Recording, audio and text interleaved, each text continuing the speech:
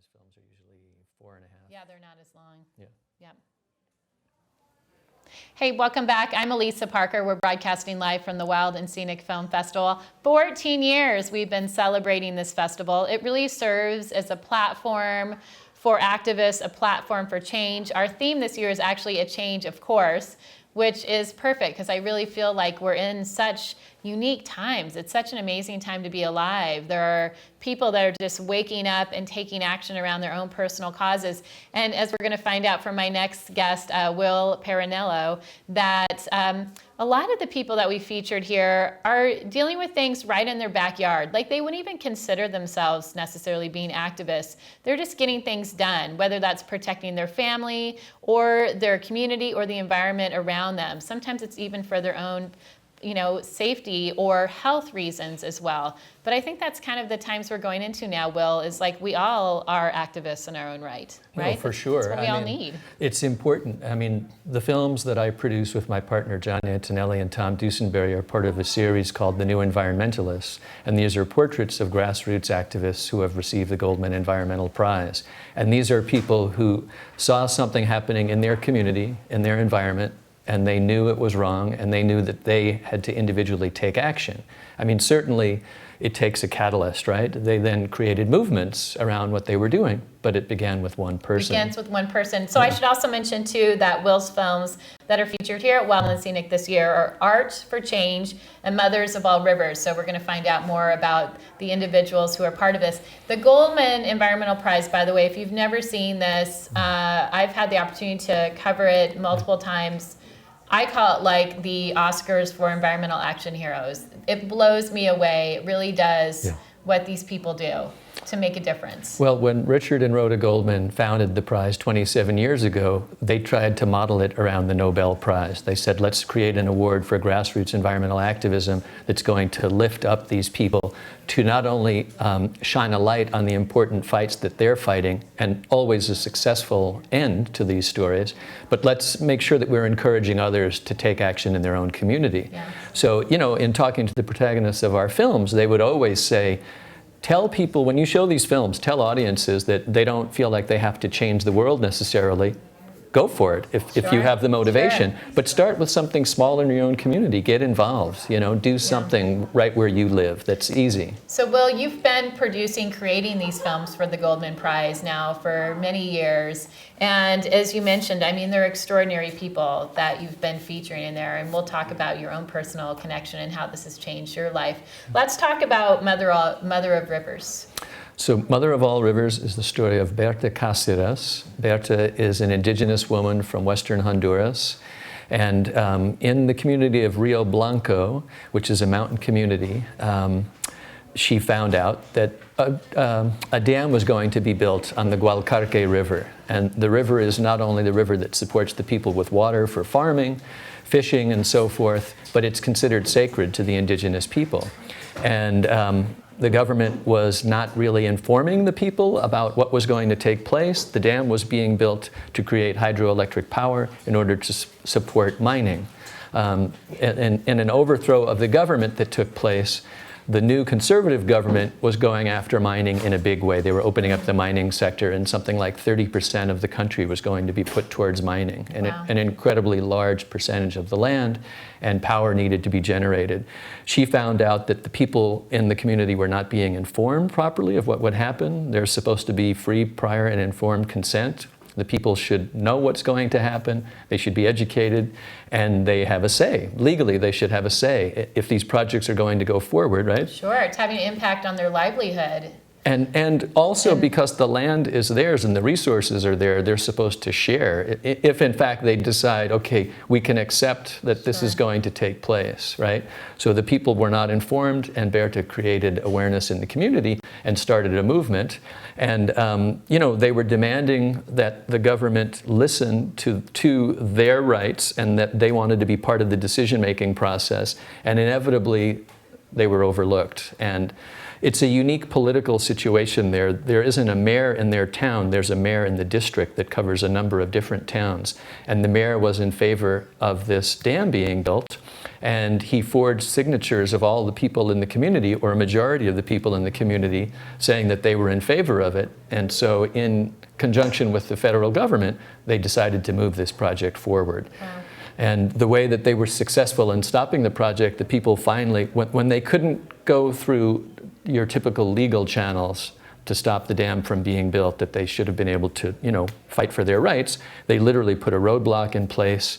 The roadblock was there for a year and a half, and they just said, we're going to put our bodies on the line in front of this dam and the construction that was taking place. Interestingly enough, the dam was being built by a Chinese company that's the largest dam building company in the world. Wow. In conjunction with a Honduran company that had the financing for it, right? And she was able to help stop this. Yeah. That's amazing. I mean, the people put their lives on the line. Yeah. Inevitably, there was a protest in front of the construction site. The mining company went in and they built the basic infrastructure. They began building roads, they began building offices, they began the work. The people from the community, the tribe of people, the indigenous people, are called the Lenca, and they would go out and would try to destroy the dam in its infancy. I mean, like just Sure. basic work being done, and they would tear down. It's amazing. Yeah. What is Berta doing with the money that she won? So part of the Goldman Prize is that they receive, what is it, $10,000? They receive a $175,000 cash prize. Oh, $175,000? Oh my gosh. Okay, that's substantial. Which is phenomenal. And I have to be honest, I'm not sure what she's doing Yeah. with her prize. I know that one of the things she wanted to do was to further fund her work, to keep her organization going, because they did not have adequate funding. But I don't know what she's done with it personally. She's doing with it now. But yeah, Hopefully taking care of herself too. I would hope It's so. a huge undertaking. I would hope so. And then the other film, Art for Change. So Art for Change is the story of Minh Za. Minh Za is a photojournalist from Myanmar, Burma, as he would like to call it. And he's got an interesting story. He learned about a dam. It's another dam story, another dam. The damn stories. Another dam being built by the same Chinese company that was Wow. building the dam in Honduras. It's called SinoHydro. It was being built on the headwaters of the Irrawaddy River. The Irrawaddy is the major river that goes through Myanmar, north to south. A great percentage, I think as many as 75% of the people in the country live off of the river one way or another, whether the water is used for irrigation, fishing, transportation. It's the heart of the country. Not so unlike Honduras, it's also a place that has spiritual significance to the people. So when he found out that this dam was being built on the headwaters, he knew as a journalist covering environmental issues that he could not write directly about the dam in his country. There was that level of censorship under the military junta. So he started writing about dams in other countries and the impact that dams would have on the people in the immediate Really vicinity. smart. And people downstream, and the river literally goes, from the north all the way to the south to the seas. He then had the idea of creating a movement using art to create awareness. So he formed an alliance with some of the top novelists, poets, fine artists, other photographers and musicians to create art showcasing the river, talking about the importance of the river. People in the country already know what the river means to them, but they never pointed directly to it. So using artwork to talk about it in a sense. It's an emotional connection for people. When they have that emotional connection, then people become more vested in it too. Exactly. Wow. Exactly. And so they had to start small, and they were scared. I mean, he and his fellow artists were scared because they thought, are we going to get away with this? And the government really wasn't looking closely at the arts. It was a place where you could communicate, even though maybe you had to be a little less direct. And slowly over time, over the course of 3 years, there were multiple art exhibits as well as performances. And each time they put on another one of these exhibits, they would become a little bit more political. More information would be shared, and they would become emboldened. And he was smart to work with people who were already established in the arts, who on some level were above reproach to a certain extent anyway, and that they had the credibility. And I think one of the amazing things with his movement is that it's such a treat to see someone using art for this purpose. It's the first time that I had seen that done. And in Myanmar, certainly in Yangon, where Yen Tza lives, and Mandalay and some of the other larger cities, there's cell technology, there's the internet. But for the most part in the countryside, they don't have the... They don't have that. So to have something that's tangible that they can see right there, it's huge. Yeah. So that's amazing, Will. So you've been, how many years have you been working with Goldman? This is the fourth, we're going into our 14th year 14 working years. with the prize. So you're traveling all over, Yeah. connecting with these extraordinary everyday people, really, and it's just phenomenal. How has it changed the way that you move in the world now in your life, having captured these stories from all these phenomenal, everyday, extraordinary people? That's a great question. I mean, I have to say, I feel, on some level, I feel like I'm not doing enough. I feel like, you live in Sausalito. I live in Sausalito. We're going to think about what's going on in the Bay Area that Will can take action on. Well, what happens is when you see people who are dedicating their lives towards an important issue and protecting the earth, it makes you question what you're doing and what you can do to help.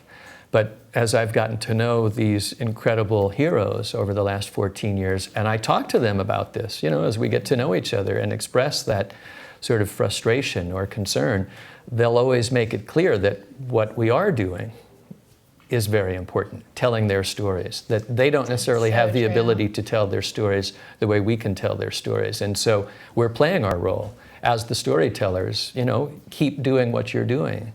Keep letting the world know about the work that we're doing. Yeah, so can you tell everyone, you could even tell them in that camera, the power of telling your story, why it's so important to do that, and to step out of that comfort zone and to, take action if necessary. What would you say to that? I mean, I think the most important thing is, you need to not be afraid of what challenges you may face. And I think that's the most difficult thing, right? Inertia can sort of set in. We make up stories in our head about what, I was talking to Julia Butterfly about that yesterday. Yeah. Like if she would have talked herself out of it or have known better, she wouldn't have gotten in the tree for 2 years. I mean, inevitably, you have to get to a place where you become so frustrated or angry that you decide no one else is going to do this, so I'm going to do it. And I think that that's the most important factor, really, is just saying enough is enough. And when do we say that in our lives? I mean, that's the million-dollar question.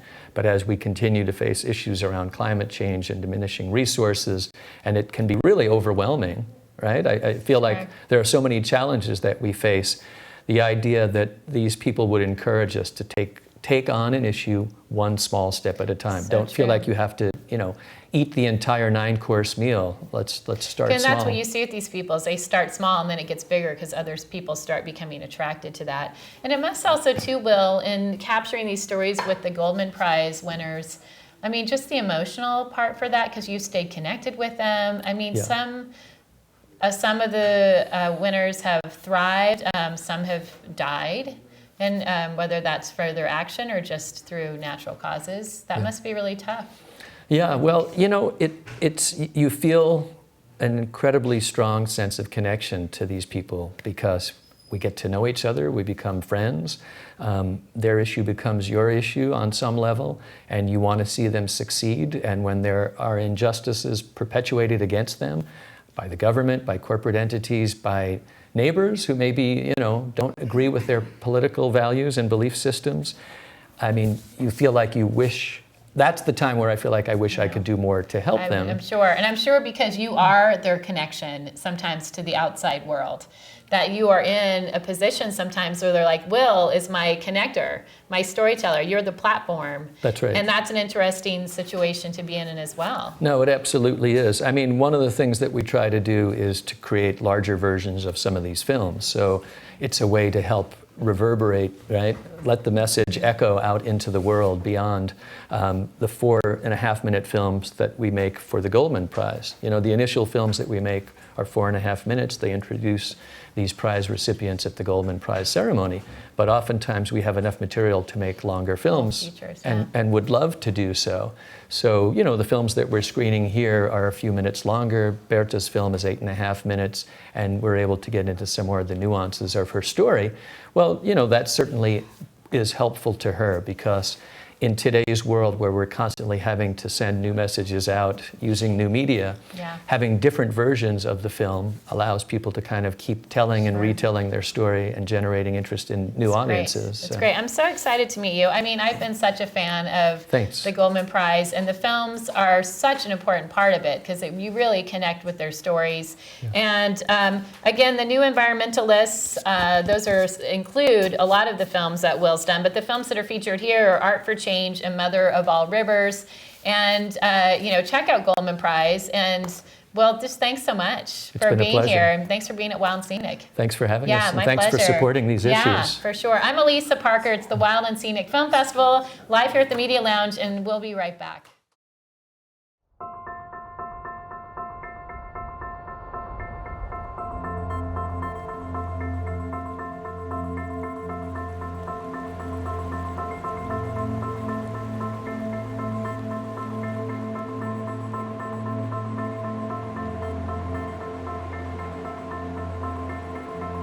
Bueno, este río tiene una importancia ancestral, espiritual, porque this river has ancestral and spiritual importance to the Lenca people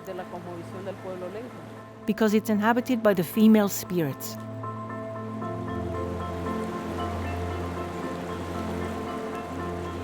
These female spirits guard the rivers. The Gualcarque River is also used for growing food and gathering medicinal plants. And of course, it's vital to the entire population downstream.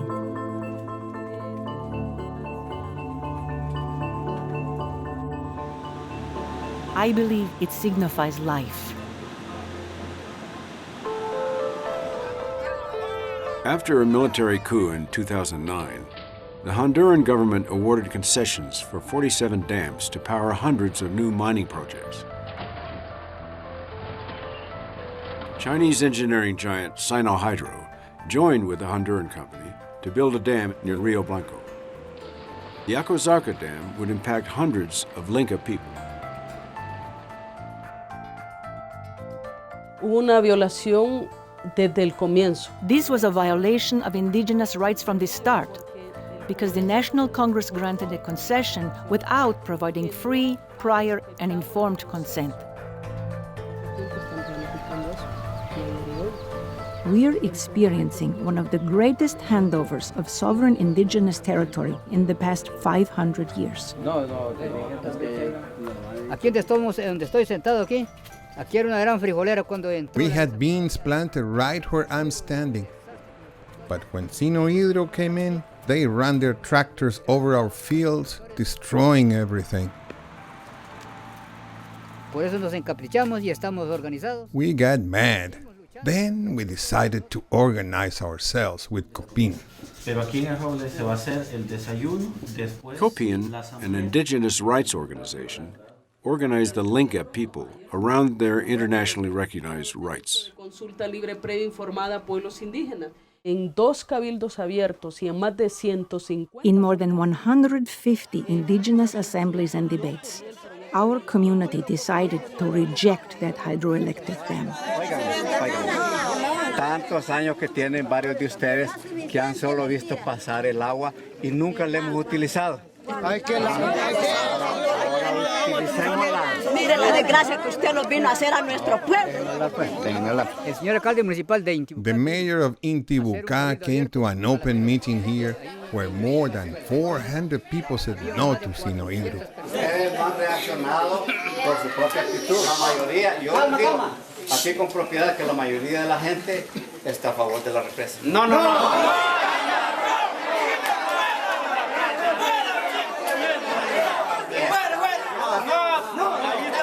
Bajo la política del gobierno de Honduras de privatizar. Under the political influence of the Honduran government, the mayor falsified signatures of Rio Blanco citizens to legitimize this project.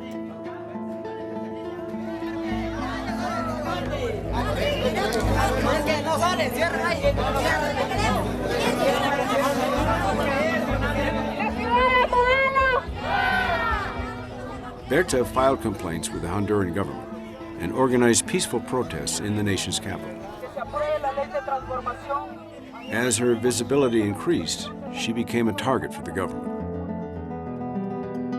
Tengo familia que también se han visto expuestas. They have even been harassing my family.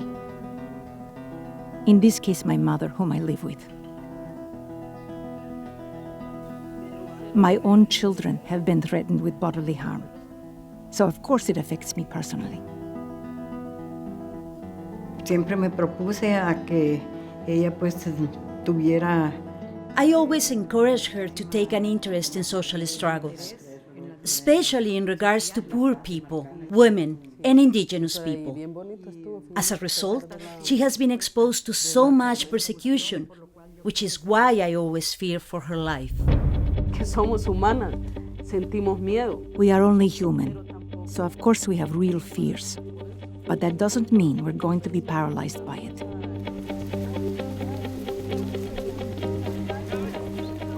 Están enfrentando 52 proyectos hidroeléctricos. Entre hidroeléctricos, soberanía territorial. Crecimos defendiendo la vida, compañeros. We denounced the dam and were threatened with smear campaigns, imprisonment, and murder. Sagrados intereses de nuestro pueblo. But nobody heard our voices until we set up a roadblock to take back control of our land.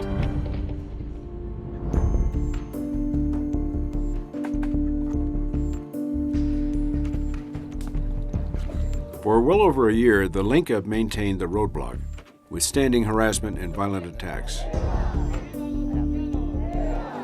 Tragically, Rio Blanco community leader Tomas Garcia was shot by the Honduran military at a peaceful protest. Ver al compañero asesinado, tirado.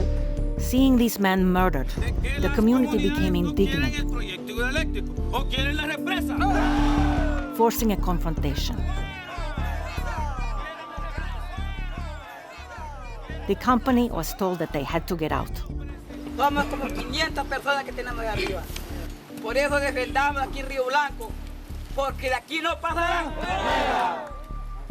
Así se fue SinoHydro de Río Blanco. And that is how SinoHydro left Rio Blanco. But it cost us in blood.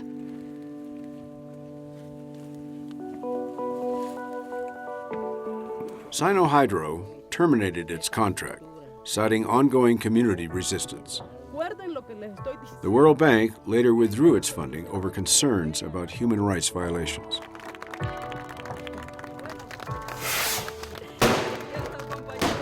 Que podrían agredirla, que pueden matarla incluso, como han querido hacerlo. They can attack her. They can even kill her, as they have tried. But her life transcends this moment in time. This struggle is a symbol of community resistance that inspires people across Honduras and around the world. No podemos ser ingenuos ante ese poder represivo que hay ahora en este país. Cuando iniciamos la lucha de Río Blanco, when we started the fight for Rio Blanco, I would go into the river and I could feel what the river was telling me. I knew it was going to be difficult. But I also knew we were going to triumph, because the river told me so.